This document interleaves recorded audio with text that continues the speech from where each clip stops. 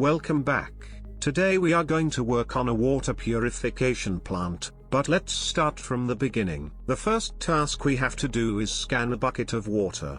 As usual, that will produce the research results required to craft something in an assembly line, which, in this case, is the controller for the main structure of our water purification plant, and the only thing left for completing its structure is some water. Once we finish the structure, we can turn it on and verify that it is doing nothing every 2 minutes. It is also not using any power. Even tough we are feeding it 16 amps of LUV. But that is normal, because that is just the center of our waterline. To do something, it needs some modules installed. And the first module and step of the line is the clarifier purification unit. After building its structure, we link it to our main block using a data stick. Then, after turning it on, we have to wait for the main block to start a new cycle, since they will work in sync. And with that, we are now starting the water purification process with some filtering. And we are going to send our purified water grade 1 to A2 for better management. The first usage we are going to have for that is to scan one cell of the fluid. That will unlock the crafting recipe for the next step, the ozonation purification unit. And it was then that we noticed something. Crafting the carbon filters for the previous filtering process clogged our large chemical reactor. And, when a multi-block can't keep up with the crafting, we switch to a mega block.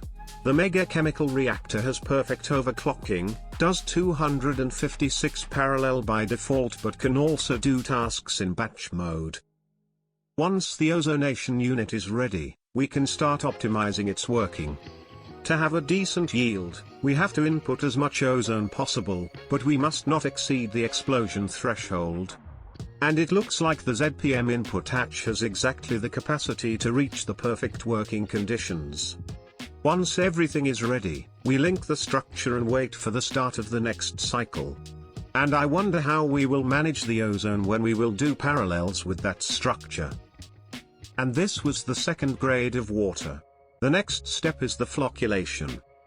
However, it looks like our flocculation plant is stuck due to our EBFs, and, if we turn on our mega blast furnace, the weather becomes kind of foggy. To fix the weather, we have built a tier 3 air filter. And, after upgrading it and adding some filters, we managed to clean up all of that pollution. Or maybe that was just because our blast furnace finished the cube materials. Which means that we can go back to our waterline because we are ready to do some flocculation. The main gimmick of that stage is that we have to input the flocculant fluid, polyaluminium chloride, in an amount multiple of 100 K. We can easily accomplish that by using a bunch of covers. A fluid regulator that will output exactly 100 K fluid slightly more than 10 times every 2 minutes. However, this fluid regulator will have to stop working when the outputted fluid is not consumed or when there isn't enough fluid ready to be moved. And with that, we can link it to our water plant to test it out. And, after 2 minutes, we got our flocculated water. And we also got a lot of waste byproduct. But this waste is super useful, since it contains all of the chlorine and aluminium we used for the flocculant. Thus, we are going to recycle it in place. However, that is giving off diluted hydrochloric acid, which we have to concentrate. But since it looks like our small distillation tower can't keep up with the task, as usual, we had to build a mega one. And even the mega distillation tower with 16 IV amps can barely keep up with the job. Anyways, now that we have the flocculated water, we can finally cut our europium wafers. Which, with the help of more flocculated water, can be used to obtain the integrated nano power circuit that we can use to finally obtain ZPM energy hatches to upgrade our multi-blocks.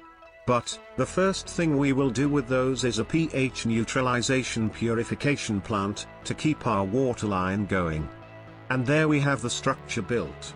This time we have to carefully insert some chemicals to correct the acidity of the water. To do so, we are going to set the plant acidity sensors to the limit of the acceptable range. those sensors will slowly input either sodium hydroxide or hydrochloric acid. And here we can see the sensors slowly overcorrecting the acidity and then making it go back to the correct value. This pH corrected water will do the same recipes of the flocculated one, but it will half the processing time. To get the next water purification plant we need UV parts, which require americium. And to make americium, we need a fusion reactor Mark II, which we can quickly craft. After adding it to our fusion tunnel, we start making americium right away. And that process is incredibly slow. It takes 40 seconds for each ingot, and we need 48 ingots for each UV motor. But there is something even nastier in those motors, neutronium. That stuff, other than a lot of time, also takes an awful lot of energy to be processed. But, since we don't need much of that material, our volcanoes managed to complete the task. Going back to our waterline, now that we have UV parts, the next expensive component for the purification plant Tier 5 is the UV energy hatch. The main issue here is that we are going to need a bunch of UV assemblers to craft it. Usually we would do many assemblers, but those contains a lot of motors, but it now takes about half an hour for each motor. However, with the ZPM energy hatch we unlocked the large-scale auto-assembler V1.01, which is the only assembler capable of overvolting. Meaning that by using 2 ZPM energy hatches, we can do UV recipes inside it.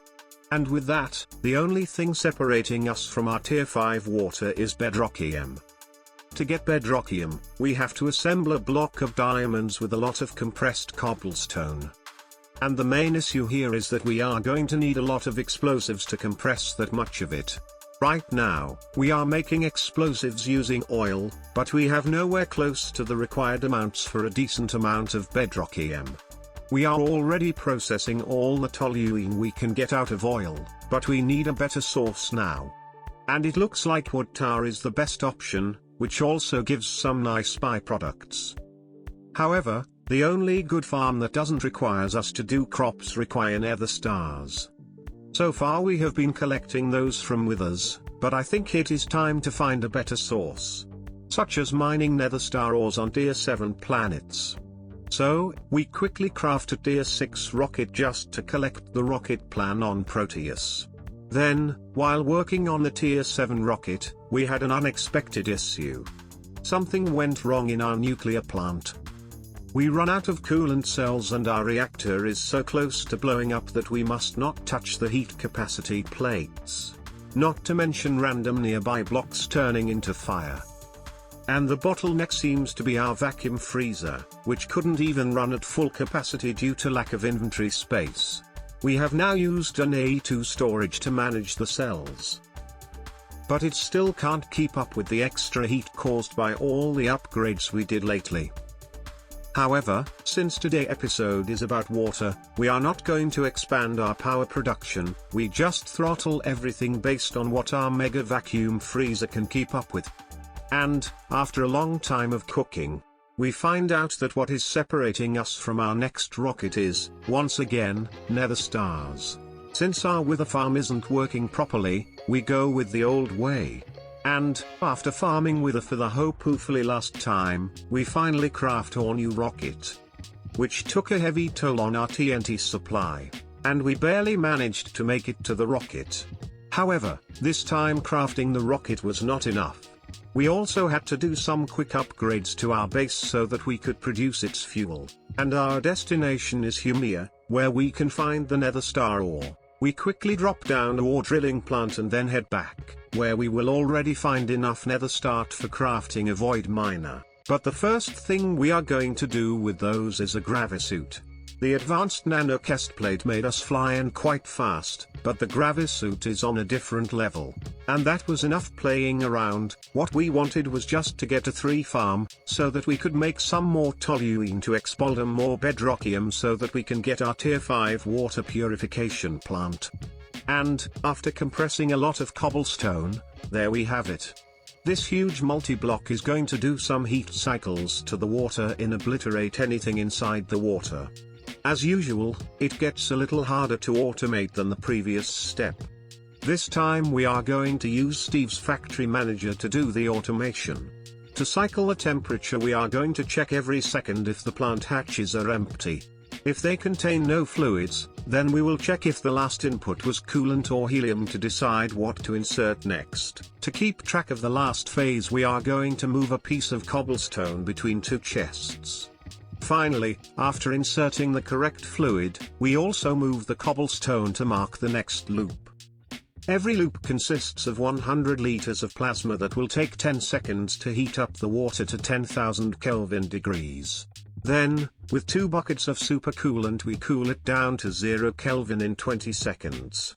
Each loop takes 30 seconds and the water cycle lasts 2 minutes, meaning that we can fit 4 heating loops in each water iteration. And that's a waste, since we would get 99% success chance with just 3 loops. The output is extreme temperature treated water, which we will probably want to pass through the next machine. However, the next water purification plants requires some UV motors, and right now we are nowhere close to making that much americium.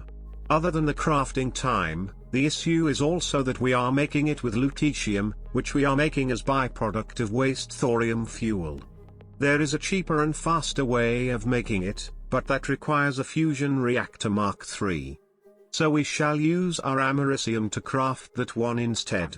But while we can easily make the casings, the controller requires an UV field generator, which requires wetware circuits that are a whole new rabbit hole.